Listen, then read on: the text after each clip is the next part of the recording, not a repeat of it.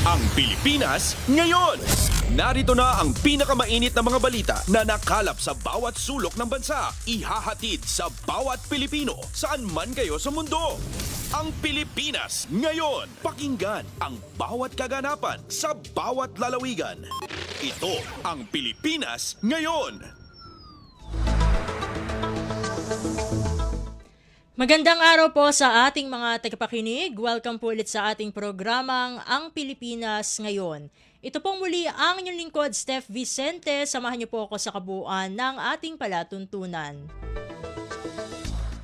Tulad ng dati, mapakikinggan po ang ulat ng ating mga kapatid na himpilan sa probinsya, ang ating mga segmentong balitang negosyo at kalakalan, balitang esports at balitang artista, maging ang ilan sa mga pangunahing balita mula naman dito sa ating bansa. Yan po sa kabuuan ng ating palatuntunan, ang Pilipinas Ngayon. Mga kaganapan sa Kamaynilaan at mga kalapit na lalawigan dito sa Ang Pilipinas Ngayon. Bago tayo magtungo sa ating balitaan ay tayo ay makikikuha muna ng updates mula sa dalawang rehiyon, partikular sa Bicol Region at sa Eastern Visayas dahil alam naman po natin na itong mga rehiyon na ito ay apektado po ng shear line.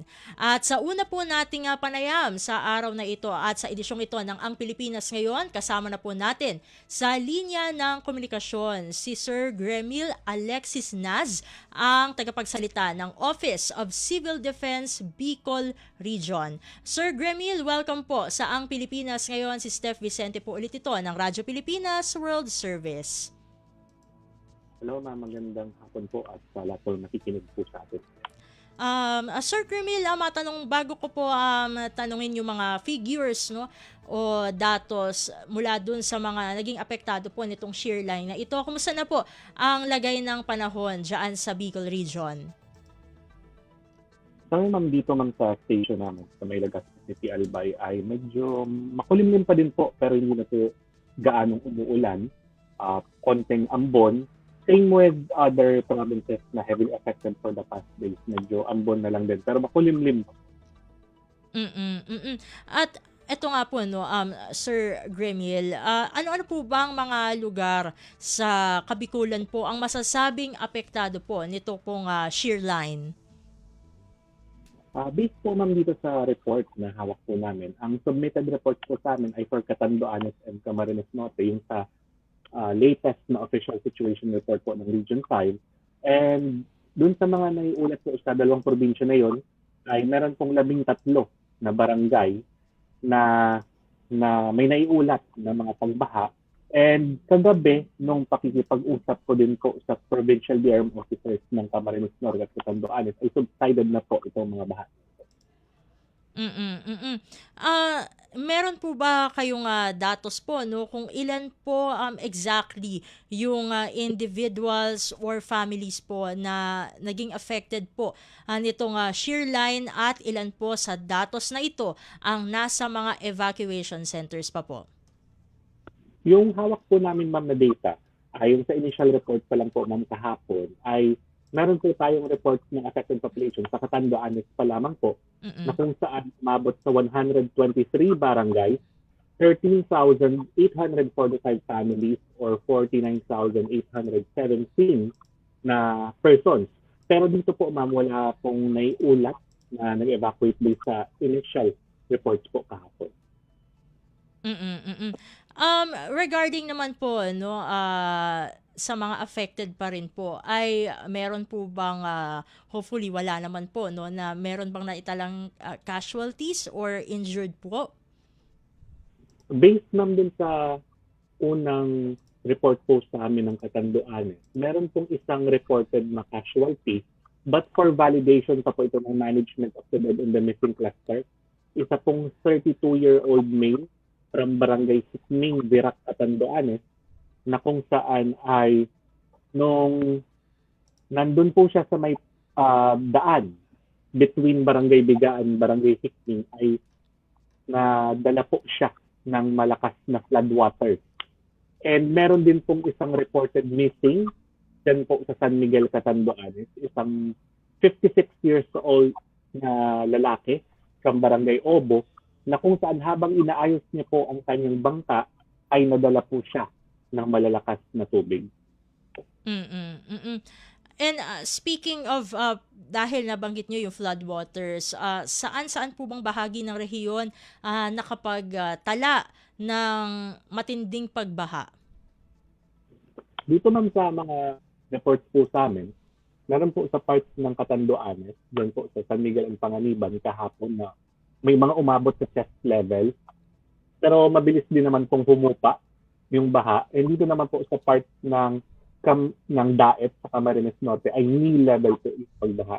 But nung pakikipag-usap ko naman po kagabi sa kanila ay subsided na po ito lahat. That's good to know po, no? Doon po sa kasagsagan po nitong shear line na ito ay nakapagtala po ba tayo o nagkaroon po ba ng power outages sa ilang bahagi po ng Region 5 at kumusta rin po ang naging lagay ng communication lines? Meron po bang mga lugar na hopefully hindi naman po naging isolated or kumbaga kahit medyo nagfa-fluctuate po, no, yung signal po para sa ating mga cellular phones? Wala naman ma'am na na-report sa amin based dun sa mga pinadala din po ng mga provinces. And thankfully, ay tuloy-tuloy pa din naman po yung communication line para mabilis pong namin makuha yung data.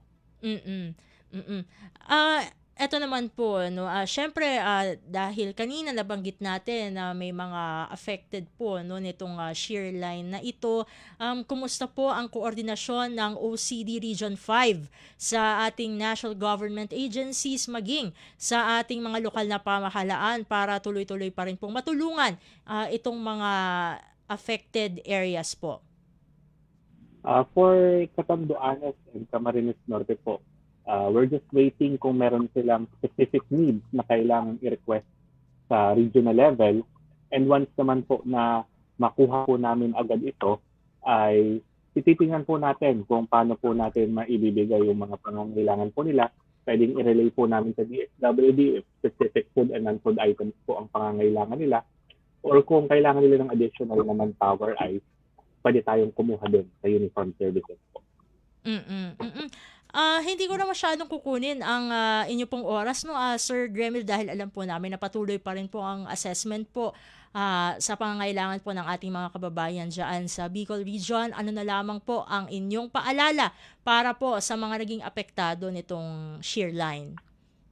Una po ay pwedeng nakaramdam pa po tayo ng mga pag-ulan sa mga susunod na araw since ang forecast naman po ng Pag-asa ay pwede pa tayo maka-experience ng shear line, lalo na po dito sa Kabikulan sa mga susunod na araw. And yung atin naman po residente ay sumunod po agad sa abiso ng local BM offices and let's always check the weather advisories from Pag-asa. And with that po, maraming salamat po, Sir Gremil, sa pagsama niyo po ulit dito sa Ang Pilipinas Ngayon. Sa uulitin po, God bless po at stay safe po. Thank you very much, ma'am. Ingat po tayo lahat.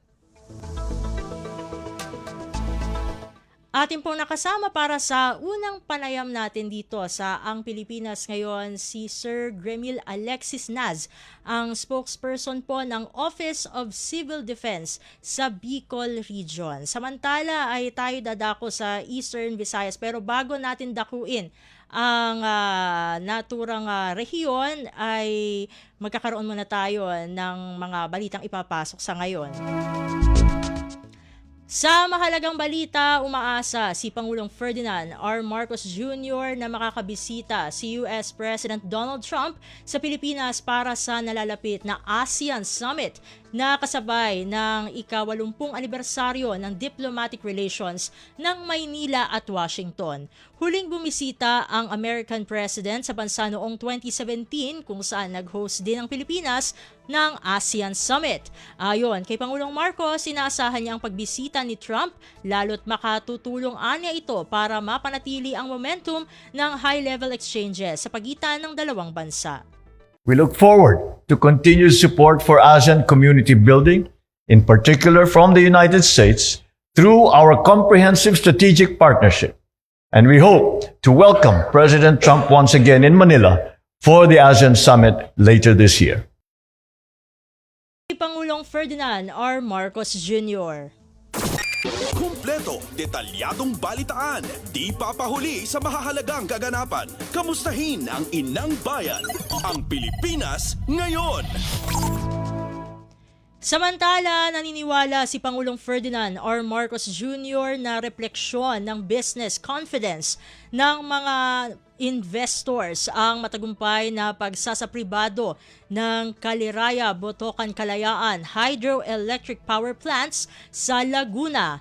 Ayon kay Pangulong Marcos, nangangahulugan ito ng matibay na tiwala ng mga mamumuhunan sa sektor ng enerhiya ng bansa. Ipinapakita rin aniya nito kung gaano kaepektibo ang pagtutulungan ng pamahalaan at pribadong sektor para maikasa ang pamumuhunan sa mahalagang infrastruktura. Ang CBK Complex at ang private o public-private partnership, sabi ng Pangulo, ay makatutulong para sa isang mas ligtas, matatag at nakatuon sa hinaharap na kinabukasan para sa sambayanang Pilipino. This privatization reflects investors' confidence in the direction of our country's energy sector. Pangulong Ferdinand R. Marcos Jr. Pasada ng mga balita mula sa Pilipinas para sa mga Pilipino saan man sa mundo. Ang Pilipinas ngayon. Sa iba pang mga ulat, pagsasapribado ng ilang power plant sa bansa makapagpapababa sa singil ng kuryente o sa singil sa kuryente. Yan ay ayon sa Department of Energy o DOE. Ang detalye ng balita ihahatid sa atin ni Alvin Baltazar. Kumpiyansa ang Department of Energy na bababa ang singil sa kuryente kasunod ng pagsasapribado ng operasyon ng mga power plant sa bansa. Partikular na dito ang ginanap na turnover sa pribadong sektor ng Caliraya, Botocan, Kalayaan Hydroelectric Power Plant sa Laguna na pinangunahan ni Pangulong Ferdinand R. Marcos Jr. Sa interview kay Energy Secretary Sharon Garin, sinabi nitong sa ilalim ng privatization ay magiging mas matatag ang supply ng enerhiya at inaasahang makapagpapababa ito sa halaga ng binabayaran ang kuryente. Sa gitna nito ay nagpaalala naman ang kalihim sa mga pribadong sektor na tiyaking daraan sa proseso ng aplikasyon at approval ng Energy Regulatory Commission o ERC ang anumang hakbang para sa pagdaragdag ng charge sa elektrisidad. Pakinggan natin si Department of Energy Secretary Sharon Garin. Lahat naman kasi talagang private and ang risk doon, aabuso ba sila? Tataasan ba nila para tumaming kita nila? No, because energy is a very regulated industry.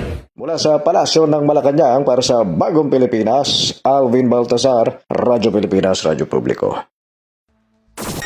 Kumpleto, detalyadong balitaan, di papahuli sa mahahalagang kaganapan. Kamustahin ang inang bayan, ang Pilipinas ngayon. Bago tayo magtungo muli sa ating balitaan ay tulad ng ating nabanggit kanina, bukod sa Bicol Region ay tayo kukuha rin ng updates mula naman sa Eastern Visayas dahil alam po natin na isa ang naturang rehiyon sa mga naging apektado ng nagdaang shear line.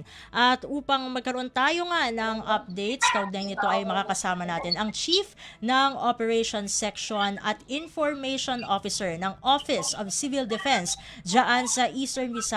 Walang iba kundi si Ma'am Cher Saices. Ma'am Cher, welcome po sa Ang Pilipinas Ngayon. Si Steph Vicente po ulit ito ng Radyo Pilipinas World Service. Yes, good afternoon Ma'am Steph at sa lahat din po ng nakikinig sa programang ito.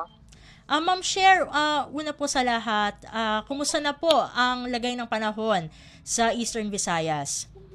Sa ngayon po ma'am ay medyo malakas po ang ulan dito sa Eastern Visayas. Although in some areas po sa rehiyon ay moderate to at times heavy rainfall. Yung iba naman po ay scattered rainfall.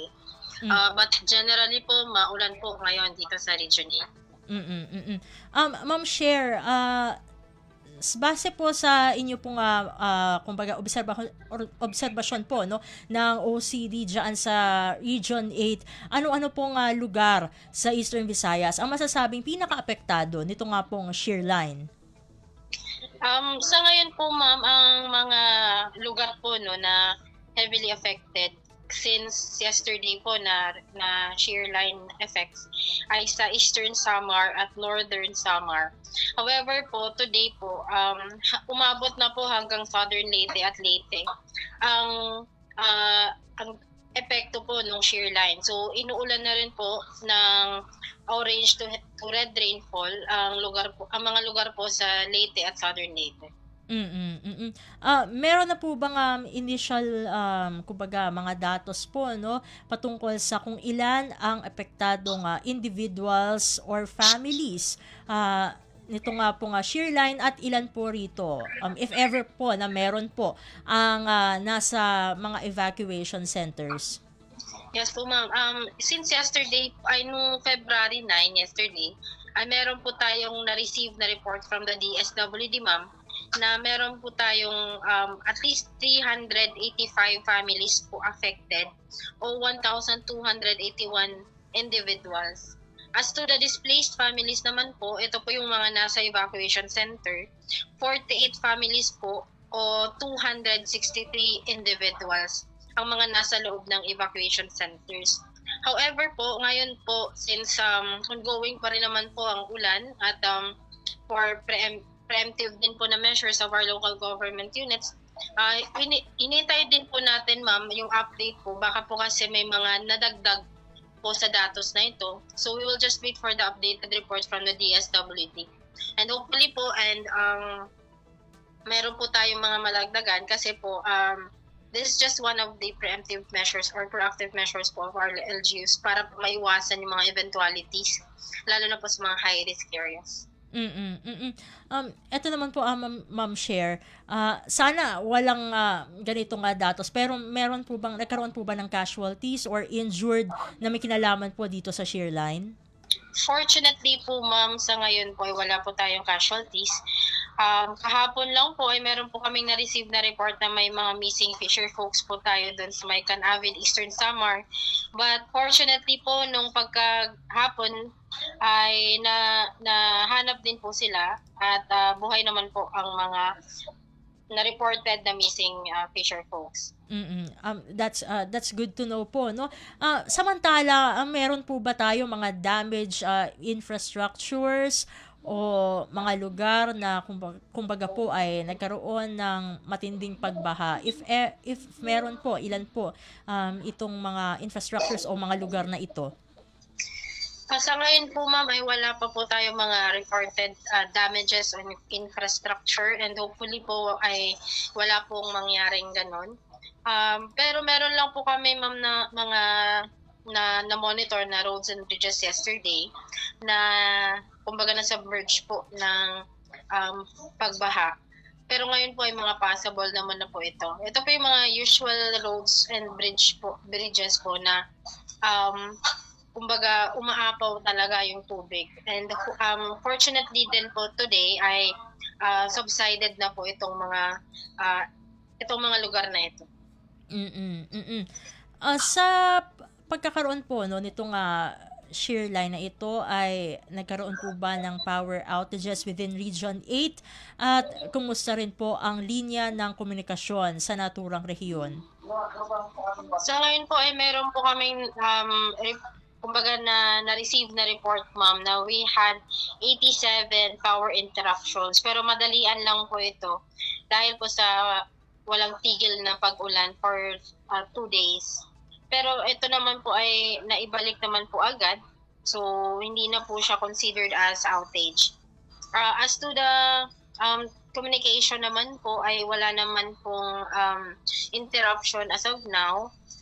All networks are working all over the region. Ang amin lang pong tinututukan po ngayon ay ang mga especially po dun sa mga ports po natin because meron pong ipinalabas na temporary suspension of sea voyage para po dun sa 250 GT and below na mga sea vessels or motor bangkas na hindi po pumalaot muna. Especially po ngayon po na meron pong ganitong pangyayari po dito sa region natin. Aside from that, ma'am, ay meron din po tayong mga na i-monitor na mga suspension of work at suspension of classes 87 municipalities po ang nagsuspend ng classes yesterday at extended po until today. At 31 naman po na municipalities naman po ang nagsuspend ng work, and that is distributed all over the provinces po dito sa region. Aside from that, meron din po tayong mga barangays na may flooding incidents, and that is in 110 barangays po, particularly in Eastern Samar, Northern Samar, at province of Leyte. Ito naman po, Ma'am Cher, kumusta po ang coordination with national government agencies and LGUs po para mas lalo pong matulungan yung mga naging apektado po ng shear line sa Region 8? Yes po, that's a very good question, ma'am. No? Since yesterday po, we have already activated our heightened alert status to blue.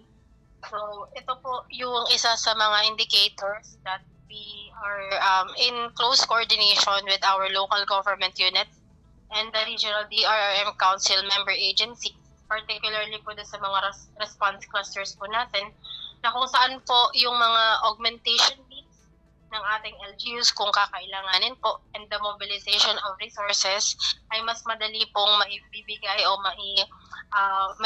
maihahatid sa ating pong mga LGUs affected.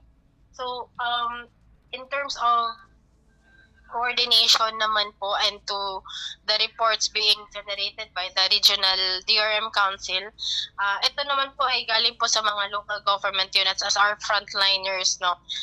They are at the forefront of such disaster. So yung ganito pong klaseng mga pangyayari ay hindi na bago din po sa Region 8, and lagi po tayong nakikipagtulungan sa ating pong mga local DRM officers para po dun sa mga pangangailangan po, lalo na sa mga naapektuhan ng ganitong klaseng weather disturbance. So yung ating pong mga ahensya po na nasa region at national government agencies ay handa pong magbigay ng agarang tulong as augmentation, lalo na po kung depleted na po yung resources ng ating LGUs. So the DSWD for food and non-food items are readily those goods are readily available for deployment or augmentation.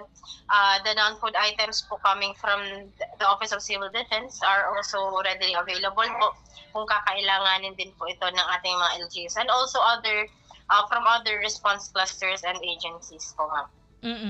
Hindi ko na masyadong kukunin po ang inyong oras, Ma'am Cher, pero ano na lamang po ang inyong paalala para po sa mga apektado ng shear line? Yes, ang amin po laging paalala, ma'am, ay lagi po tayong maghanda at maging proactive. Amin po laging sinasabi sa ating po mga local government units ay kung meron po tayong mga high-risk areas, lalo na po sa mga landslide at flooding, na kung kakailanganin po at mararapat po na sila po ay mag-evacuate, na po. Lalo Friday pa po natin pwedeng maramdaman ang shear line. Yung ating po mga communities po, especially those na located in high-risk areas, are also being encouraged to evacuate at magdala po ng kanilang mga emergency or go bags sa mga designated evacuation centers. Kasi hindi po kakayanin ng ating mga local DRM offices na sila lang po ang kumilos. So we can also voluntarily help them para hindi rin po mapunta sa panganib ang mga buhay ng ating mga responders para sa pag-evacuate or pag-responde. Ang atin din pong isa sa mga paalala po ay makinig din po tayo sa mga ulat panahon at mga updates po regarding po sa shear line, at ito po ay pwede po nating makuha sa ating mga legitimate sources such as the DOST Naputol ang ating communication with Ma'am Cher. Let's try to call her again dahil mahalaga ang paalala, partikular na dun sa ating mga kababayan na nasa Region 8 na apektado po ng shear line. Ayun, Ma'am Cher, ayan, naputol tayo. Go ahead po. Yes po. MGB, as I was saying, no, mga legitimate sources ng ating ulat panahon, pwede po sa DOST Pag-asa, MGB, of course, the Office of Civil Defense, at ang mga media partners po natin tulad po ng programang ito. para din po tayo ay maging aware dun sa ating mga pwedeng ma-experience po ng mga hazards such as rainfall at landslides. And with that po, maraming salamat po, Ma'am Cher, sa pagsama niyo po dito sa Ang Pilipinas Ngayon. Sa uulitin po, God bless po at stay safe po sa inyo pong lahat na nandyan sa Eastern Visayas. Maraming salamat din po, Ms. Steph, for this opportunity and maraming magandang hapon sa atin.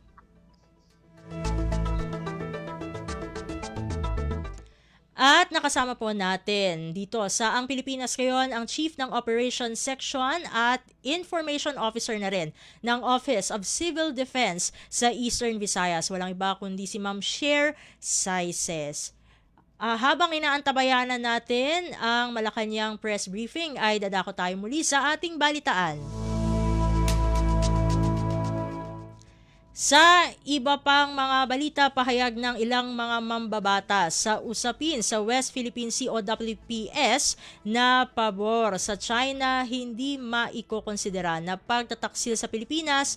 Iyan ay ayon sa Malacanang. Ang kabuang ulat ihahatid sa atin ni Raquel Bayan. Hindi pa maituturing na treason o pagtataksil sa bayan ang pahayag ni Senator Rodante Marcoleta kaugnay sa usapin West Philippine Sea at Kalayaan Group. Pahayag ito ni Communications Under Secretary Claire Castro kasunod ng sinabi ng Philippine Coast Guard na maituturing na treasonous ang tila pagdepensa ng ilang mambabatas sa China sa usapin ng territorial dispute. Paliwanag ni Castro, wala naman kasing umiiral na aktwal na digmaan upang pumasok sa kategorya o krimen na treason ang pahayag na ito ng mambabatas. Bukod dito, bahagi rin anya ng tungkulin ng mga mambabatas na makilahok sa mga debate sa Senado at ang pahayag ng mga ito saklaw pa rin ng freedom of expression. Gayunpaman, binigyan din ni Castro na hindi nangangahulugan ang kalayaang ito ng malayang pagbibitaw ng pahayag na maaring makasama naman sa national interest. Sabi ni Castro, hindi nagbabago ang posisyon ni Pangulong Ferdinand Marcos Jr. na walang anumang bahagi ng teritoryo ng Pilipinas ang isusuko sa sinumang dayuhan. Nagpaalala rin ng palasyo na mayroong malalim na epekto ang mga salitang binibitiwan ng mga opisyal na gobyerno lalo na sa sensitibong issue ng soberanya na maaaring magbunga ng maseryosong suliranin sa hinaharap. Ng treason ay dapat mo po na merong actual state of war. So wala naman po tayo sa ngayon na wala po tayo sa estado ng actual state of war. Una-una, kung ano man po na pagdidibatihan sa Senado, ginagampanan lang nila ang kanilang tungkulin. Meron po tayo sinasabi na freedom of expression. Pero ang nais din po ng Pangulo, maipahatid ninuman ng bawat Pilipino kung ano ba ang ating karapatan sa ating teritoryo, kung ano ba ang interest natin sa West Philippine Sea. Ganun pa rin po ang posisyon ng Pangulo. Wala pong anumang bahagi ng teritoryo natin o anumang interes ang iso-surrender. Mula sa Malacanang para sa Bagong Pilipinas, Raquel Bayan ng Radyo Pilipinas, Radyo Publiko. Pasada ng mga balita mula sa Pilipinas para sa mga Pilipino saan man sa mundo. Ang Pilipinas Ngayon. Samantala, hinamon ni Senador Rodante Marcoleta sina Philippine Coast Guard o PCG spokesperson for the West Philippine Sea Commodore J. Tariela, dating Supreme Court Associate Justice Antonio Carpio at maritime law expert J. Batong Bakal sa isang friendly debate kaugnay ng usapin sa West Philippine Sea. Ito ang naging tugon ni Marcoleta sa hamon ni Tariela na sumama siya sa West Philippine Sea at sa Kalayaan Group of Islands o KIG kasunod ng naging pahayag ng senador na isuko na lang ng ating bansa ang KIG. Kumasa naman si Marcoleta sa imbitasyon ni Tariela pero dapat muna aniya silang magdebate. Sino ba yung professor sa inyo? Kita-kita muna kami para sa isang friendly debate bago pa yung pagpunta doon. Para sa ganun maayos natin. Para sa kapag. Senador Rodante Marcoleta. Kumpleto, detalyadong balitaan, di papahuli sa mahahalagang kaganapan. Kamustahin ang inang bayan, ang Pilipinas Ngayon. Sa iba pang mga ulat, plano ng Kalayaan Palawan na i-rebrand ang turismo para sa Kalayaan Island Group. Ayon kay Kalayaan Palawan Vice Mayor Maurice Philip Albaida, isusulong nila ang patriotic tourism para buhayin ang nasyonalismo sa mga turista at kabataan. Ginawa ng opisyal ng pahayag makaraang matanong kung bubuksan ang Kalayaan Island Group sa mga turista sakaling maging inhabitable ang island features nito. That was Friday when I myself as part of the ICANN board, we suggested kasi nagkaroon ng hiatus sa pag-accept ng tourists. We are on to reopening and rebranding the kind of tourism that we will be having in the municipality of Kalayaan. We are trying to rebrand it as patriotic tourism. It's not leisure, it's not adventure, it's patriotic. It's a purposeful kind of tourism where ang unahin natin, mga Palawenyo, sunod po ay ating mga kapwa Pilipino. Para saan po? Para po buhayin ang ating pong pagmamahal sa bayan at buhayin ang ating pong damdaming nasyonalismo po. Sa kabila naman ng naging pahayag ni Senador Rodante Marcoleta na tila iminumungkahi na isuko ang Kalayaan Island Group dahil sa tensyon ng China, sinabi ni Albaida na mananatili pa rin bukas ang Kalayaan na tanggapin ang mambabatas sakaling bumisita sa naturang bayan. Kung tatanungin naman po kami kung amin pong tatanggapin pa ba si Senator Marcoleta, ay sigurado po, opo, tatanggapin po namin. Si Senator Marcoleta po ay mukha rin ng ating soberenya, having been elected by a sovereign electorate. So bahagi ng demokrasya na galangin din po natin ang pagkakahalal po sa kanya. At ang pagpunta niya po sa Kalayaan ay maaaring maging pagkakataon para po makadaupang palad maranasan niya po ang pagmamahal ng mga magigitin pong naming mamamayan sa bayan po ng Kalayaan. Si Kalayaan Palawan Vice Mayor Maurice Philip Albaida. Pasada ng mga balita mula sa Pilipinas para sa mga Pilipino saan man sa mundo. Ang Pilipinas ngayon. Samantala, bago tayo bumalik ulit sa ating balitaan ay bibigyang daan muna natin ang Malacanang press briefing na pinangungunahan ni Communications Undersecretary at Palas Press Officer Attorney Claire Castro. Narito na po ang naturang pulong balitaan. Magandang araw, Malacanang Press Corps. 21 priority measures ng Legislative Executive Development Advisory Council or LEDAC aprobado ni Pangulong Ferdinand R. Marcos Jr. Inaasahan ito ng Pangulo na maipapasa ngayong Hunyo. Sa naganap na LEDAC meeting kaninang umaga, binigyang prioridad ni Pangulong Marcos Jr. ang 21 priority legislations na makakatulong na maiangat ang pamumuhay ng taumbayan. Kabilang sa mga prioridad ng Pangulo na maipasa sa Hunyo ang mga sumusunod: travel tax abolition, expanded anti-online sexual abuse or exploitation of children and Anti-Child Sexual Abuse or Exploitation Materials Act of 2026. Fake news and digital disinformation na layuning isa rin ang pintuan ng mga gumagawa ng iba't ibang online crimes at barm elections. Inuna rin ng Pangulo na kamustahin ang update hinggil sa anti-political dynasty dahil ito ang nais ng Pangulo at ng taumbayan na maisabatas sa lalong madaling panahon. Ayon kay Senator Riza Hontiveros, na kasama sa mga dumalo kaninang umaga sa meeting, nagsasagawa na ang Senado ng public consultation kaugnay nito kung saan sinimulan nila sa Pasig City. Nakatakda rin silang magsagawa ng konsultasyon sa Luzon, Visayas at Mindanao. Sa House of Representatives, binigyan diin naman ni House Speaker Faustino Body D. the third na magsasagawa rin ang House ng public consultation sa buong bansa. Para kay Pangulong Marcos Jr., mahalaga na mabigyan ng importansya ang nasabing batas upang maipasa agad. Muli ring binigyang halaga ng Pangulo ang pagpasa ng Citizen Access and Disclosure of Expenditures for National Accountability o CADENA Act, ang Independent People's Commission Act, at Party List System Reform Act. Ipinahayag din ng Pangulo ang kahalagahan ng pagpapagaan sa gastusin ng mga turista at ng mga nagbabiyahe. Priority bill ng Pangulo ang travel tax abolition upang matulungan maiangat ang turismo ng bansa. Batid din ng Pangulo na ang mga nagbabiyahe na ating mga kababayan ay hindi lang para mamasyal, kundi ang iba ay para sa trabaho at ang iba naman ay para sa emergency cases din. Sa kabuuan, natuwa at kontento naman ang Pangulo sa mga priority bills na inaasahang maipapasa bago mag-Hunyo ngayong taon.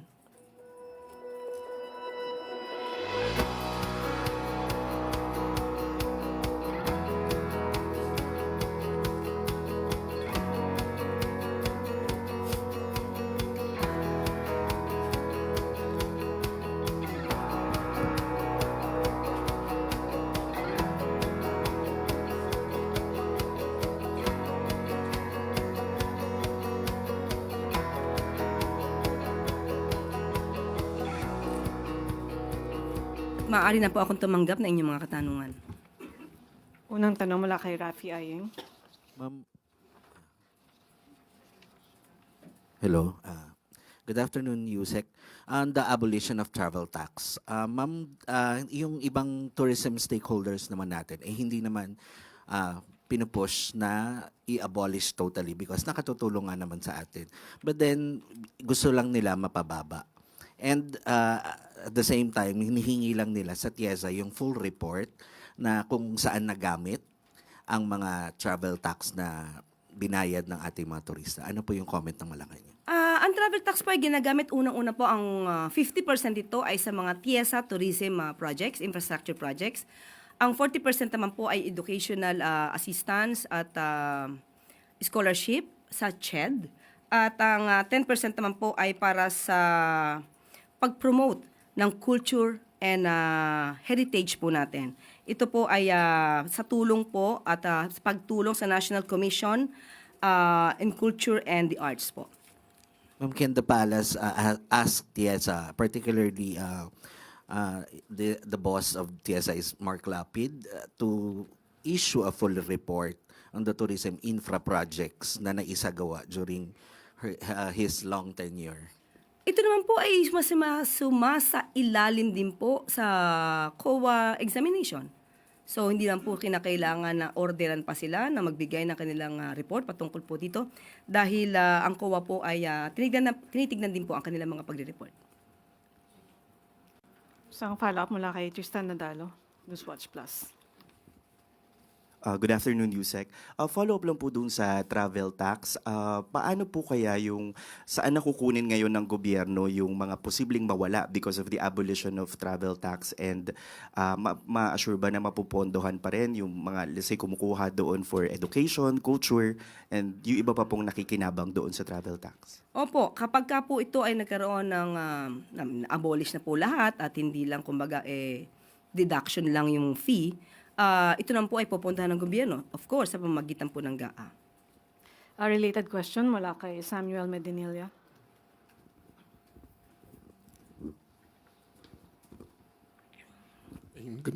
Good afternoon po. During po dun sa LEDAC meeting kanina, na-present po ba ng economic managers kay President Marcos yung expected impact ng abolition ng travel tax? Tapos kung yun po ba, kahit na alam na niya yung mga possible impact, nag-decide pa rin ba siya na kung suportahan yung nasabing bill? Sa kanina po ang napag-usapan lang po ay kung ano maitutulong nito sa ating ekonomiya. Nakita po ng Pangulo na mas makakagaan po ito sa ating mga turista at sa ating mga kababayan na nagbabiyahe. Kung ano itong detalye, kung magkano ba ang mawawala, kung magkano ba ang idadagdag na pondo para sa TIEZA ay hindi po pa napag-usapan ng detalye. Kasi gagawin pa lamang po yung bill. Priority pa lamang po. Thank you po. Related question mula kay Ace Romero, Philippine Star. Yusek, follow-up lang doon sa LEDAC. May we get specifics on the priority bill that the President endorsed with regard to fighting fake news? Kasi there have been concerns na any measure to fight or combat so-called fake news might lead to the intrusion of free expression or crackdown of dissent. Anong particular form po yung ine-endorse ni President Marcos dun sa anti-fake news bill? Ang sinabi naman po ng Pangulo nung nabanggit po ito ay dapat pong balansihin.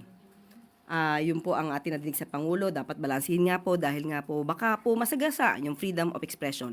Dapat ma-define mabuti kung ano po yung sinasabi nating fake news at disinformation. definitely it will not lead to crackdown against dissent or critical views against the government. Kasi yun naman lagi ang concern pag may mga ganyang mga... Hindi po hahayaan ng Pangulo na masagasaan ang anumang freedom of expression, freedom of speech ng ating mga kababayan. Sana lang po. Regarding anti-dynasty naman po, meron na po bang form or provisions or particular details na suportado ng Pangulo tungkol sa bill na yun? Sa ngayon po ay nagkakaroon pa lang po ng consultation ang Kongreso. So kung ano po ibibigay nila na version, doon pa lamang po malalaman ng Pangulo kung anong mas maganda at kung ano ang kanyang susuportahan. Salamat po. Sunod na tanong mula kay Lep Narciso, DZRH. Good afternoon, Yusek. Ma'am, balikan ko lang po yung kay Mary Jane Veloso. Sabi niyo po kahapon, mas mainam kung direkta siyang sumulat sa presidente.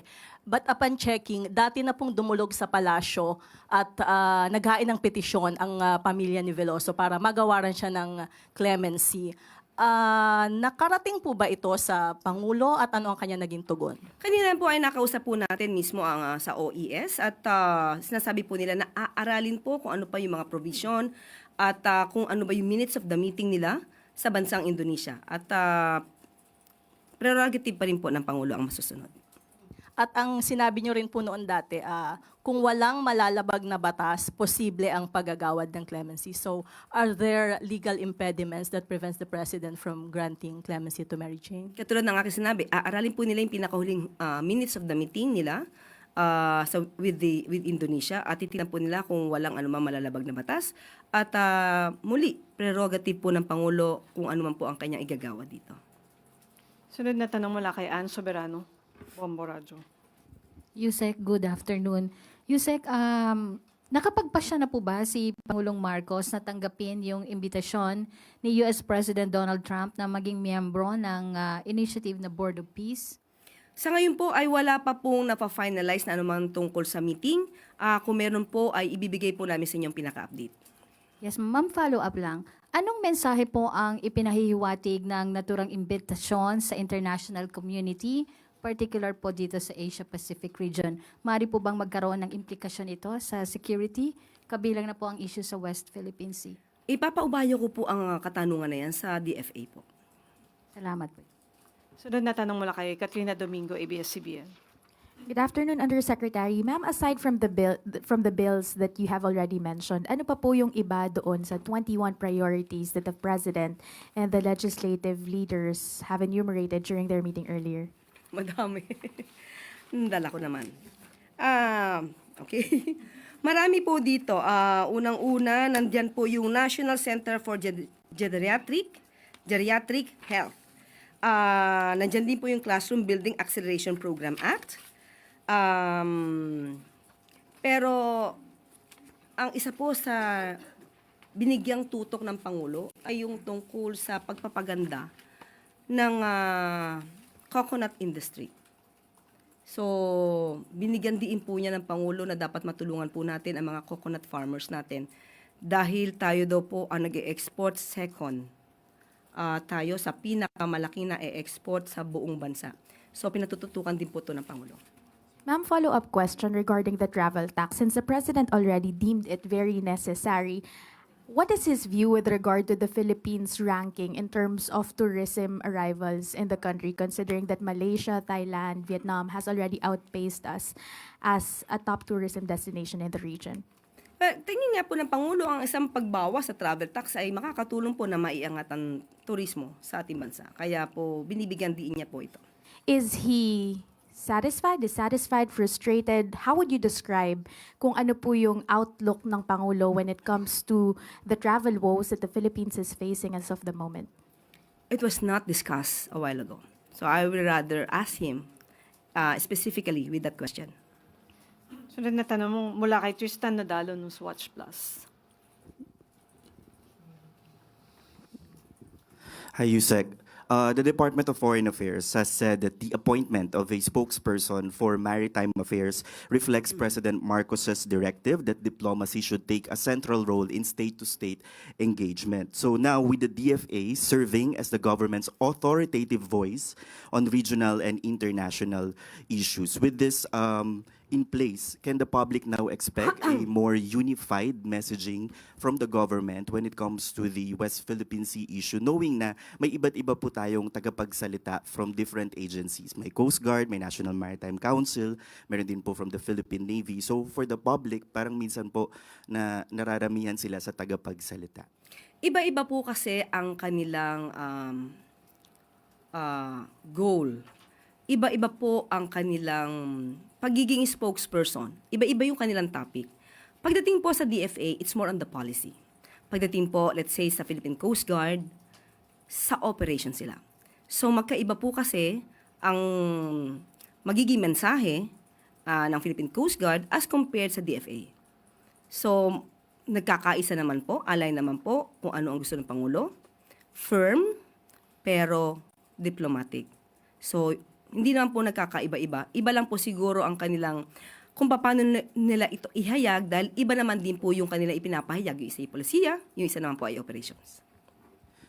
In October last year, the President said that he wants to redefine ties with China. Sabi niya po, hindi naman po maritime dispute yung sum total of the relationship with Beijing and with opportunities for trade and exchanges since the Philippines is chairing the ASEAN. But given the recent development po, yung heightened tension pa rin in the West Philippine Sea, heated debates and public exchanges, does the Marcos administration still believe that this is still achievable? Iba po kasi ang nangyayari sa Senado. Iba po ang nangyayari debatihan sa kanila. Iba rin po yung nangyayari sa mga debate ng mga kapwa nating Pilipino. Of course, being Filipino, we should always be a pro-Philippines. At alam nila at batid nila kung ano ang stance ng Pangulo, anong posisyon. Walang anumang bahagi ng Pilipinas ang dapat na ma-surrender sa anumang foreign power. So doon naman po talaga lahat tayo lumilinya. Kung ano ba po nangyayaring mainit na debatihan sa Senado, hindi nga po yan sakop ng Pangulo, pero kapag ka po executive department na pinag-usapan, iisa lang po ang stance natin. Sunod na tanong mula kay Samuel Medinilla, Business Mirror.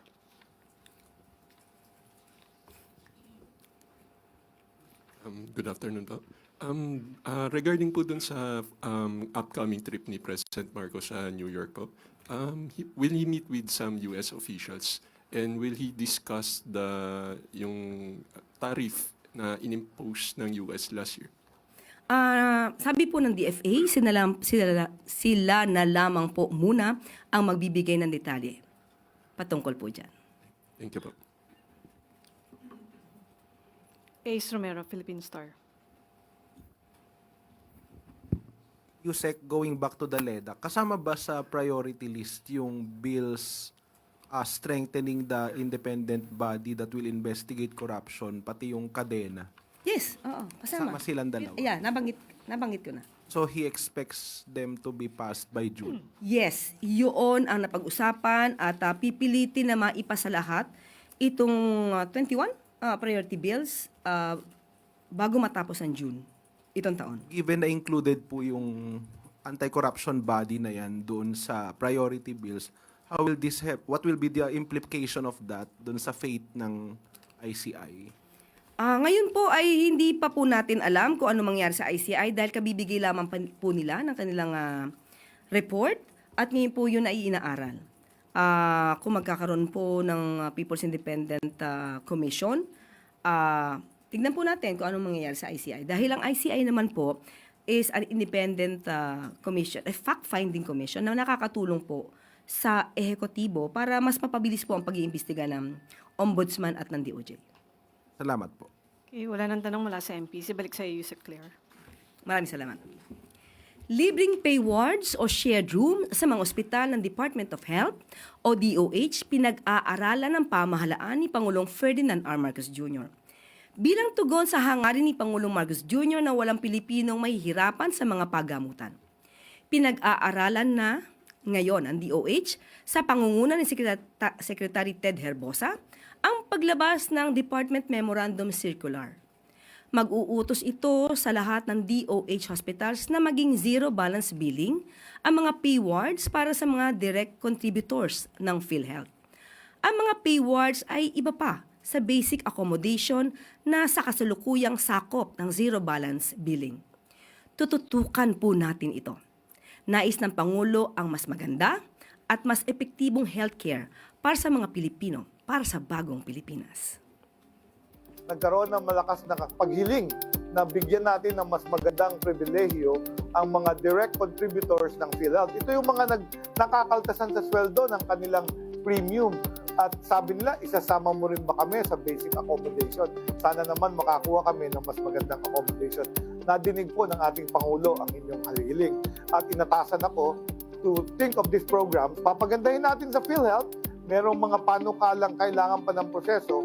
Pero ako, bilang inyong kalihim ng Kagawaran ng Kalusugan, ay pwede nang iutos sa lahat ng DOH hospitals through a department memorandum circular na maglalagay at mag-allocate ng special area for direct contributors or yung ating mga working class or middle class na gustong magpa-accommodate sa zero balance billing sa ating mga ospital. At dito na po rin tatapos ang ating press briefing. Magandang araw para sa bagong Pilipinas.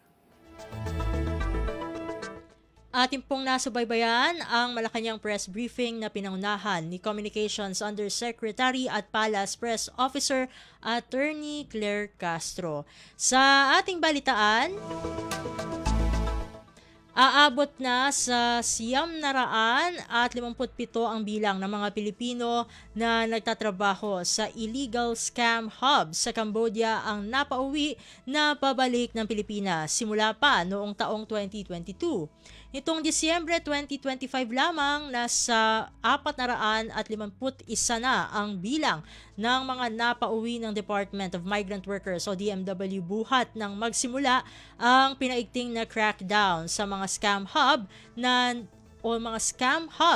sa nabanggit na bansa, kasama na ang 190 individual na nakauwi nitong Pebrero 5 at karagdagang 81 na nakauwi nitong Pebrero 6 sa pamagitan ng chartered at mga commercial flights. Sa programang Global na Tayo ng Radyo Pilipinas World Service, sinabi ni Migrant Workers Secretary Hans Leo Kakdak na matagumpay nilang na-repatriate ang mga Pilipino roon dahil sa sama-samang pagtutulungan ng mga ahensya ng pamahalaan o ang whole of government approach.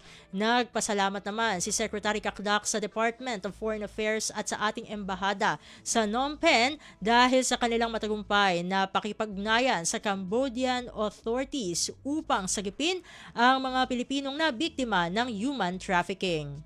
Paglikas nila, pinupuntahan ng teams natin sila sa shelters at yun, binibigyan ng pagkain at ayuda, assistance on the ground until sila ay makauwi. So we had a chartered flight nung Feb 5 pala, sorry.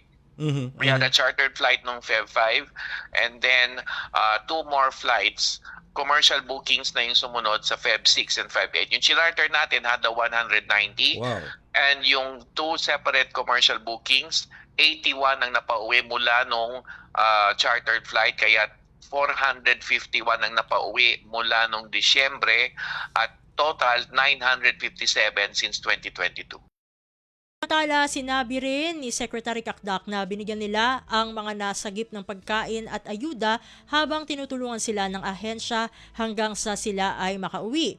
Upang hindi na sila muling makabalik doon, makikipag-partner ang DMW sa Business Process Outsourcing o BPO at hospitality sectors para magsagawa ng job fairs para sa mga biktima ng scam hubs. Magpapasagawa tayo ng ganyan para magkaroon na ng job option itong mga kababayan natin na jobs fair that's related to those who are victimized by the scam hub. So nakikita nating mga areas na related sa kanila, yung sa BPO sector and sa hospitality sectors, mga hotels. Ang tinig ni Migrant Workers Secretary Hans Leo Kakdak. Kumpleto, detalyadong balitaan, di papahuli sa mahahalagang kaganapan. Kamustahin ang inang bayan, ang Pilipinas ngayon. Sa iba pang mga ulat, ibinahagi ni Department of Migrant Workers o DMW Secretary Hans Leo Kakdak na mayroong business plan competition na pwedeng lakukan ng mga overseas Filipino worker o OFWs na nais pasukin ang pagnenegosyo bilang bahagi ng reintegration program ng ahensya. Isa sa mga ito ay ang likhang kababaihan na kung saan ay maipapakita ng mga kababaihan ang husay, talino at pagkamalikhain pagdating sa pagpaplano ng sariling negosyo. Sa programang Global na Tayo ng Radyo Pilipinas World Service, sinabi ni Secretary Kakdak na ang naturang kompetisyon ay isang paraan upang ipakita ang kakayanan at talento upang matupad ang kanilang pangarap na makapagsimula ng business. Sa mga lalahok sa kompetisyon, naghihintay ang premyo na 500,000 pesos para sa first placer, 300,000 pesos para sa second placer at tig 100,000 pesos sa lahat ng finalists. Bukod sa likhang kababaihan platform, mayroon ding plataforma para naman sa mga seafarer at global Pinoys upang ibida rin ang kanilang husay at galing pagdating sa business plan. Premyo dito, grand prize is 500,000 per mga OFWs na makakapaglikha ng business na sa tingin ng ating mga board of judges, sa mga hurado natin, ng mga eksperto sa pagnenegosyo ay malaki ang tsansa ng tagumpay at magandang negosyong itayo. So, kung tatandaan natin, last year, nagkaroon tayong 3 business plan competition. 1 is for the women, OFWs, 2 is for the seafarers, and 3 is for pangkalahatan, global. Ang tinig ni Migrant Workers Secretary Hans Leo Kakdak. Para sa mga interesado o nais lumahok sa kompetisyon, magtungo lamang sa official Facebook page ng National Reintegration Center for OFWs. Pasada ng mga balita mula sa Pilipinas para sa mga Pilipino saan man sa mundo. Ang Pilipinas ngayon. At iyan ang mga mainit na kaganapan para sa araw na ito. Samantala, ating antabayanan ang mga ulat mula sa ating mga kapatid na himpilan sa probinsya para sa bugso ng regional news sa pagbabalik ng Ang Pilipinas ngayon, makalipas lamang po ang ilang mga paalala. Mabilisang trivia, dagdag talino. Heto na ang Dagling Kaalaman. Sabi nga nila, a couple that gossips together stays together. Base sa pag-aaral ng University of California, ang gossip o pagchismis ay naiuugnay sa masaya at magandang samahan ng mga magjowa o mag-asawa. Lumalabas na nagsisilbi itong uri ng emotional bonding at nagpapadagdag sa masayang karanasan ng mga magkarelasyon. Kaunting kaalaman na malaking dagdag talino. Abangan muli ang susunod na Dagling Kaalaman. Balita mula sa lalawigan sa bawat rehiyon ng ating bayan. Dito sa Ang Pilipinas Ngayon. Nagbabalik na po ang ating programang Ang Pilipinas Ngayon at narito na po ang bugso ng ating mga regional news. Dumako muna tayo sa Luzon. Risk and Disaster Management Program makatutulong na maging mas handa ang Northern Luzon. Umabotan iti 1,600 at trainers tinasertipikaran tapno mangisuro iti babaen iti Agent for Risk and Damage Management wenno agreedam program ti Northern Luzon. Segon kini Presidential Assistant for Northern Luzon, Assistant Secretary Ana Carmela Ventura Remigio, sana limitado iti programa kadagiti nataengan ngem karaman pay dagiti agtutubo. Kuna ni Asik Remigio, aman narimaan ti koordinasyon na iti National Youth Commission para kadagiti agtutubo gapota imunan ang nasanay dagiti barangay workers. Inbatad ni Asik Remigio nga ado kadagiti agtutubo ti agbulboluntaryo rason ang napili dagitoy para iti agreedam program. Babaen ni diretoy ket agbalin ti Northern Luzon ang nakasagana kadagiti sumangpay a kalamidad. Mula Radyo Pilipinas Lawag, ito si Rani Durilag para sa Radyo Pilipinas World Service. Balita mula sa lalawigan sa bawat rehiyon ng ating bayan. Dito sa Ang Pilipinas Ngayon. Inyong napakinggan ang ulat ni Rani Dorilag mula sa Lawag. Puntahan naman natin ang AGOO, Philippine Statistics Authority o PSA. Sa La Union, pinasimulan ang 36th Civil Registration Month celebration sa pamagitan ng motorcade at opening ceremony. Narito si Albert Kawile para sa balita. Opisyal nga Inrugiti Philippine Statistics Authority La Union, di may katalupulog at inam a Civil Registration Month Celebration Idikalman Pebrero 9 sa Jay Speaker Pro Tempore Francisco I. Ortega Convention Center, Ciudad de San Fernando, La Union. Dinawa na maangay ititunggal Pebrero babayan ti Presidential Proclamation No. 682 Series of 1991, panggap ti selebrasyon ang nga itandudo ti na intyempuan na nanay ken umiso a panakairehistro dagiti panakayanak, panagasawa ken ipapatay. Di tema itatawan ket navigating the future together, advancing CRVS in shaping the global and regional data ecosystem. Ang mga itag-ay no kasano at isibil a panagrehistro ken dagiti napateg nga estadistika ket mangsuporta iti panagturay a naibatay iti ebidensya ken nairaman a panagduras. Nang rugiti na saong aktibidad babaen ti citywide motorcade, asin naruno ti opening ceremony a kadwa dagiti local civil registrars, estudyante, opisyal ti gobyerno ken lider ti komunidad. Inyo nay unay ni Dr. Danet Estinido, PSA La Union Chief Statistical Specialist, ti panagkomit ti ahensya ang mga ipasigurado nga amin nga umili ket makagunod iti legal a pakabigbigan babayan kadang iti napateg a record anang idakamat iti panagrangay ti registration rates ken digitalization. Iti mensahe babayan ti representante na impaganatgat ni Gobernador Mario Eduardo Ortega tinananay a suporta ti probinsya para iti panakapabigsa dagiti sistema ti CRVS. Saklawan ti programa dagiti ganwat akas iti CRVS modernization, birth registration assistance program ken ti National ID System Agraman Interactive Quiz tapno mapatibker dagiti kangruna na mensahe. In balabala ni Laida Rico, presidente ti La Union Civil Registrars Association, dagiti makabulan nga aktibidad a pakairamanan ti mobile registration drives kadagiti nasusulinak a lugar, mass weddings ken targeted information campaigns. Manipod RP Ago, Albert Kawile para Radyo Pilipinas World Service. Balita mula sa lalawigan sa bawat rehiyon ng ating bayan. Dito sa Ang Pilipinas Ngayon. Inyong napakinggan ang ulat ni Albert Kawile mula sa Agoo. Dakoy naman natin ang rehiyon ng Kabisayaan, ilang lugar sa Eastern Samar nakaranas ng mga pagbaha epekto ng malakas na pag-ulan dulot ng shearline. Ang detalye ihahatid sa atin ni Penelope Pomida mula sa Borongan. Naka-eksperyensya pagbahaan pera nga lugar nga probinsya ng Eastern Samar han Pebrero 9. Tungod padayon nga makusog nga pag-uran nga epektohan shearline. Habungtan maslog umabot sobra sa kagatos nga pamilya ang naapektuhan nga gin-evacuate ngadto mga gintudlok nga evacuation center. Hadolores upat nga barangay ang apektado han waray huno nga uuran. Borongan City kabugusan sobra 2,000 nga pamilya ang apektuhan, sumalah opisyal nga report han City DRRMC tubtob alas 3 kilo Pebrero 9. Naitalaliwat ang pagparik hinto na barangay San Gabriel ngan Binuwangan nga nagresulta hindi rin maagian nga mga kalsada upudan Kampisaw to San Gabriel Road ngan Kamada to Binuwangan Road. Sumalaha CDRRMC waray panahipatik nga danyo sa kabablayan, agrikultura ngan infrastruktura o mga namatay nawawaraw na samaran. Kasumpay hini iginmando ni Governor Ralph Vincent Ivardoni ang suspensyon han klase nga tanan nga libel habugos nga probinsya tikang alas 11 han aga han Pebrero 9. Ginsuspender liwat han Coast Guard Eastern Samar ang nga tanan nga biyahe han sakayan pandagat. Samtang may daigin report nga nawawara duha nga para pangisda nga mga taga-barangay Rawis kan Avid nga ginkilala nga Hirapio Moralios ngan Cristino Ulalia. Nagpaabiso ang Coast Guard ha publiko nga magin alerto ngan mag-report dayon kung may sakayan nga aada ha peligro. Tikang didya syudad han Borongan, inihi Penelope Pumida para Radyo Pilipinas World Service. Balita mula sa lalawigan sa bawat rehiyon ng ating bayan.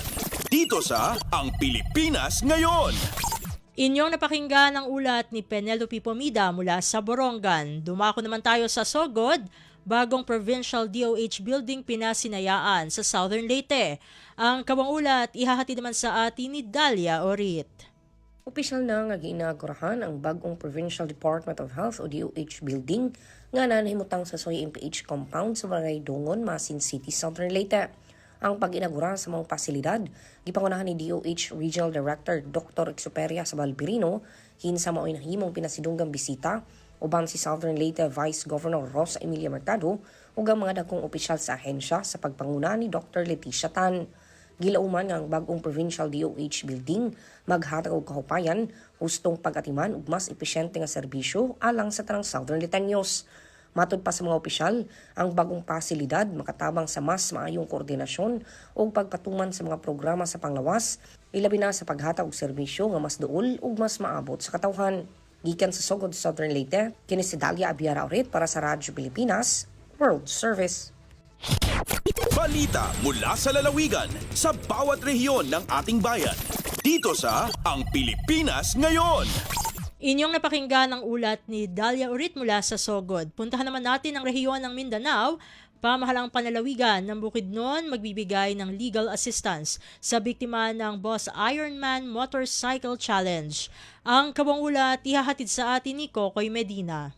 Andang mamuhatag og legal nga assistance ang panggamahan ng probinsyal sa Bukidnon ngadto sa mga biktima sa managlahi nga vehicular accident sa gipahigayon nga Boss Ironman Motorcycle Challenge diadto Pebrero 1 ning kasamtangang tuig. Diin usa ang lalawigan sa Bukidnon, partikular ang Robinson's Place sa Dakbayan sa Valencia ang nahimo nga checkpoint niini. Sa gipagulwa nga Memorandum Order number 40 series of 2026 ni Bukidnon Governor Rogelio Neil Piroque, gibanduan niini ang Provincial Legal Office nga manguna sa pagkontak sa mga biktima o pamilya niini o magsumiti og usa ka komprehensibo nga taho sa nahimong aksyon o findings o rekomendasyon. Kahinumduman nga ang dakbayan sa Malaybalay, Valencia o lungsod sa Lantapan, Bukidnon ang nagpagawas na karon og usa ka ordinansa aron sa pagdili sa paggamit sa ilahang kadalanan niini nga Boss Ironman Motorcycle Challenge mayon man sa susama niini nga mga kalingawan. Gikan dinhi sa dakbayan sa Cagayan de Oro, Kokoy Medina alang sa Radyo Pilipinas World Service. Balita mula sa lalawigan sa bawat rehiyon ng ating bayan. Dito sa Ang Pilipinas Ngayon. Inyong napakinggan ang ulat ni Kokoy Medina mula sa Cagayan de Oro. Dadako naman tayo sa Zamboanga, kabuuang 4.1 milyong pisong cash incentives iginawad ng pamahalaang lokal sa mga atletang Zamboangueñong nagwagi sa pandaigdigang kompetisyon. Ang detalye ihahatid naman sa atin ni Justin Bulanon. Alkansa na 4.1 milyon de peso cash incentives eliadale el gobyerno lokal para na mga-atleta kaya partisipa iya sa laganador na mga-international sports competition. Personal yadali si Zamboanga City Mayor Kemer Olaso El Cheque na mga-atleta kumuon na rekonosimiento con el Diila Victoria esaba na 3rd Asian Youth Games y Southeast Asian o SEA Games. Tiene totalmente 1.65 milyon de peso, el ya recibió el mga-atleta ya participa na Asian Youth Games, mientras tiene totalmente 2.4 milyon de peso el ya dali el gobierno lokal para na mga-coach y atleta ya participa na SEA Games. Ya reconoce el alcalde con el mga-ganador atleta ya le va volver honor para la ciudad. Ya reitera también si Mayor Olaso el continuado soporte del gobierno lokal para na buen estado del mga-atleta y para mejoramiento del sports na ciudad. Desde la ciudad de Zamboanga, este si Justin Bulanon para na Radyo Pilipinas World Service. Balita mula sa lalawigan sa bawat rehiyon ng ating bayan. Dito sa Ang Pilipinas Ngayon. Inyong napakinggan ang ulat ni Justin Bulanon mula sa Zamboanga. Pupunta naman tayo sa Iligan. Iligan City inulan ng tulong mula sa mga karatig bayan at ibang probinsya. Ang kawang ulat ihahatid sa atin ni Alwidad Bashir. Padayon pa ang clearing operation sa mga lugar nga grabing naapektuhan sa bagyong Basyang sa Iligan City. Tungod sa kadako sa kadaot sa tibok syudad, lisod ang operasyon. Maayon na lang kay tagsa-tagsa nga niabot sa dakbayan sa Iligan ng tabang sa mga silingan lungsod o probinsya. Ang Lopez Haina Misamis Occidental, Province of Misamis Occidental o Province of Lanao del Sur mao'y unang mitabang sa unang adlaw human sa pag-agi sa bagyong Basyang.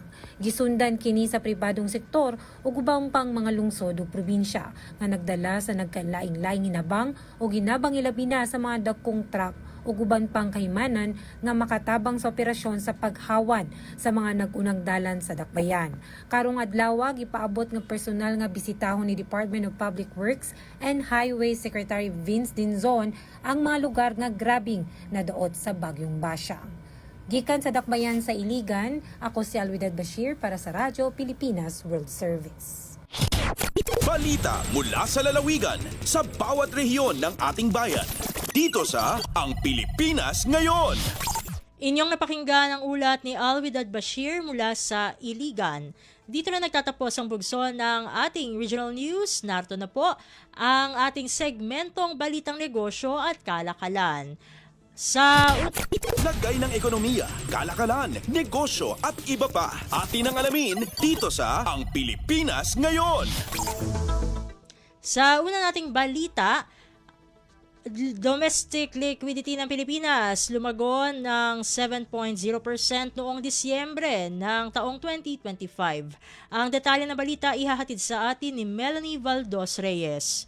Lumago ng 7.0% ang domestic liquidity o kabuang salabing umiikot sa ekonomiya na umaabot sa 20.1 trillion pesos noong December 2025. Ayon sa paunang datos ng Bangko Sentral ng Pilipinas, mas mabagal ang paglago sa domestic liquidity na kilala bilang M3 kumpara sa 7.6% na pagtaas na naitala noong Nobyembre. Ang M3 ay isang malawak na panukat ng money supply na kinabibilangan ng salaping nasa sirkulasyon, mga deposito sa bangko at iba pang pinansyal na ari-ari ang madaling maipalit sa cash. Bilang pangunahing salik sa paggalaw ng money supply, tumaas ng 10.1% taon-taon ang claims sa domestic sector. Samantala ang net claims sa pambansang pamahalaan ay tumaas naman ng 10.8%. Tumaas din ng 6.1% year-on-year ang net foreign assets sa halaga ng piso habang ang NFAs ng Bangko Sentral ng Pilipinas ay lumago ng 5.3% bunsod ng foreign currency denominated debt securities. Ayon sa BSP, patuloy nilang titiyakin na ang kondisyon ng domestic liquidity ay mananatiling naaayon sa mga layunin nito para sa katatagan ng presyo at ng sistemang pinansyal. Para sa Bagong Pilipinas, Melanie Valdos Reyes, Radyo Pilipinas, Radyo Publiko.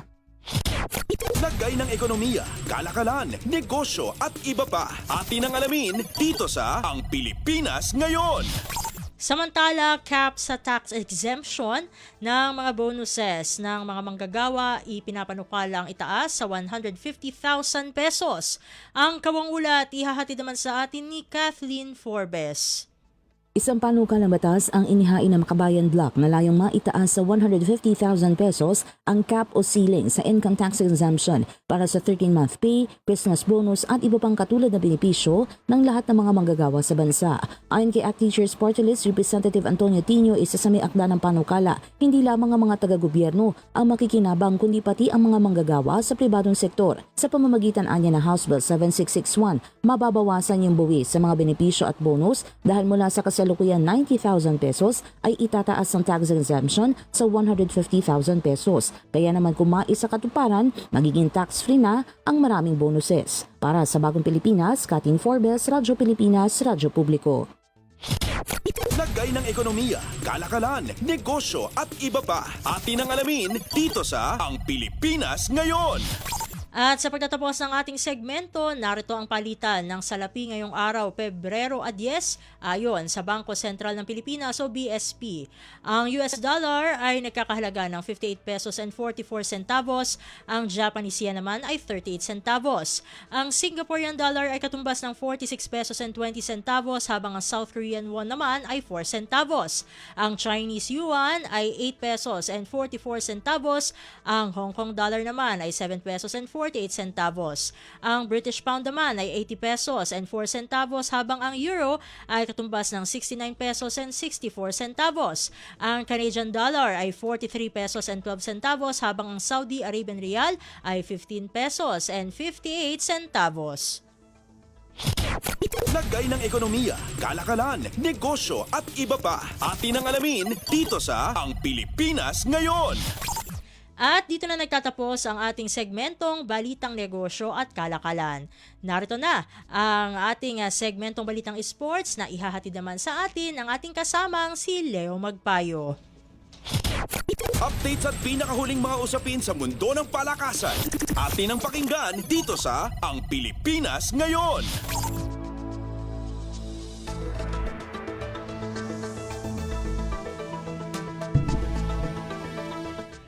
At nagbabalik po ang ating programa Ang Pilipinas Ngayon. Samantala, narito naman po ang sports balita.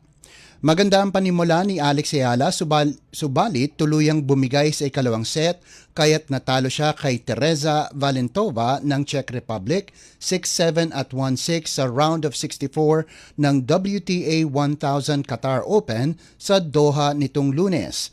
Sa kanyang ikalawang torneo sa Middle East ngayong taon, ipinakita ng 20 anyos na si Ayala ang matatag na forma, binura ang 0-2 na simula at umarangkada sa 4-2. Ngunit agad bumawi ang 18 anyos na si Valentova, lalo na sa tiebreak para kunin ang unang set. Hindi natinag si Valentova na unang beses lumalaro sa WTA 1000 main draw at ipinagpatuloy ang kanyang dominasyon sa ikalawang set, kumawala sa 5-0 run at tuluyang sinelyuhan ang tiket papuntang last 32. Susunod niya mga karap ang kababayan at French Open finalist na si Carolina Muchova na tinalo si Jacqueline Christian ng Romania 7-6 at 6-1. Ito na ang ikalawang sunod na panalo ni Valentova laban kay Ayala matapos ang 6-1, 6-2 na tagumpay niya sa WTA 250 Japan Open noong Oktubre. Nagtapos man ang kampanya, umuwi si Ayala ng may $18,300. Magpapahinga muna ang 5'9" lefty bago sumabak muli sa isa pang WTA 1000 event, ang Dubai Tennis Championships mula Pebrero 15 hanggang 21. Ikalawang beses na itong paglahok ni Ayala sa UAE matapos niyang umabot sa singles quarterfinals at doubles semifinals sa WTA 500 Dubai Open kasama ang Indonesian partner na si Janice Chen. Updates at pinakahuling mga usapin sa mundo ng palakasan. Atin ang pakinggan dito sa Ang Pilipinas Ngayon. Bilang pangwakas sa ating segmentong sports balita, matikas ang simula ni AJ Obiena sa kanyang European campaign matapos masungkit ang bronze medal sa INIT indoor meeting Karlsruhe sa Germany nitong weekend. Galing sa gold medal finish sa China, agad nagparamdam ang two-time Olympian at nilampasan ang 5.7 meters para kunin ang ikatlong pwesto sa men's pole vault. Pumangalawa ang 30 anyos na Pinoy star kina Sondre Guttormsen ng Norway na naghari sa 5.84 meters at Cole Walsh ng Estados Unidos na kumuha ng silver sa 5.78 meters. Ang podium finish ay kasunod ng makasaysayang unang Asian indoor gold ni Obiena sa Tianjin, China, isang tagumpay na inilarawan niyang espesyal. Target ngayon ni Obiena na maulit ang kanyang matikas na forma sa mga susunod niyang laban sa France at Poland ngayong buwan. Updates at pinakahuling mga usapin sa mundo ng palakasan. Atin ang pakinggan dito sa Ang Pilipinas Ngayon. At yan po ang ating balitang sports. Ako po si Leo Magpayo. Susunod naman po ang ating segmentong Balitang Artista na ihahatid sa inyo ni Mama JT. Ang latest, ang hottest sa showbiz and entertainment. Heto na sa Ang Pilipinas Ngayon.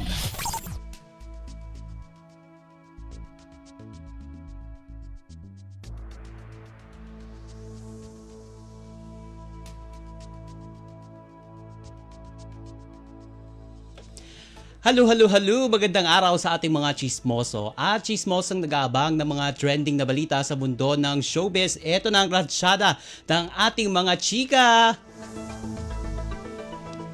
Ito kinumpirma ng couple na sina Kate Valdez at Fumia Sankay na tuluyan na silang naghiwalay matapos na mahigit isang taong relasyon. Sa isang joint statement sa social media, mutual ang kanilang desisyon at nilinaw nila na walang third party o samaan ng loob.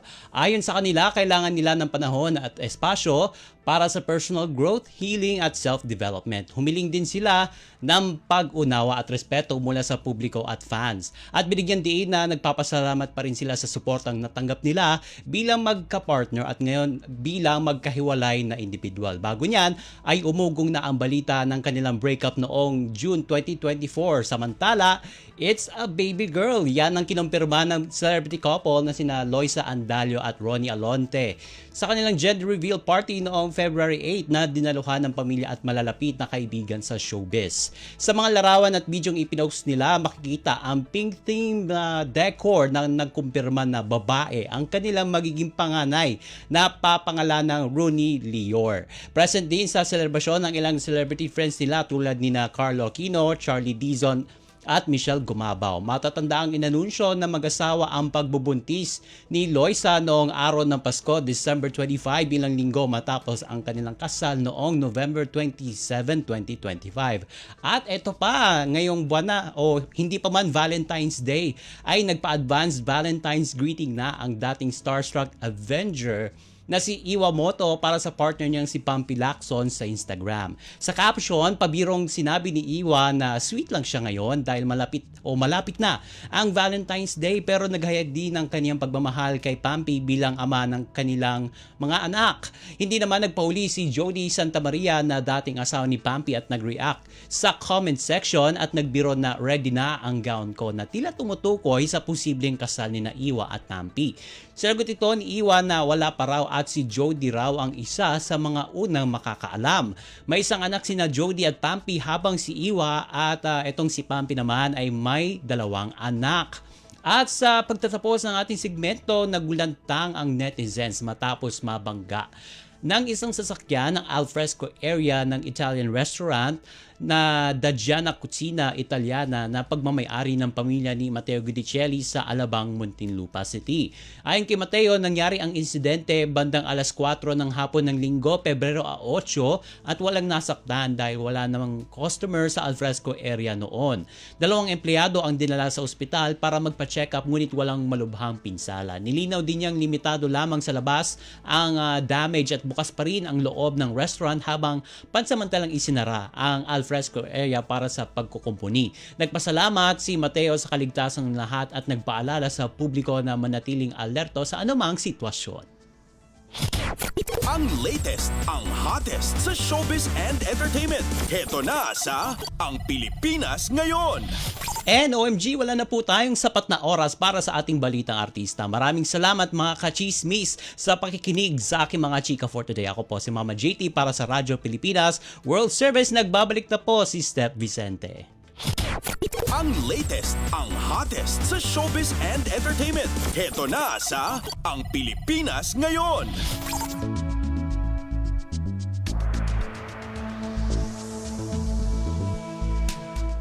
At dito na po nagtatapos ang ating programang Ang Pilipinas Ngayon. Ito pong muli ang nilingkod, Steph Vicente.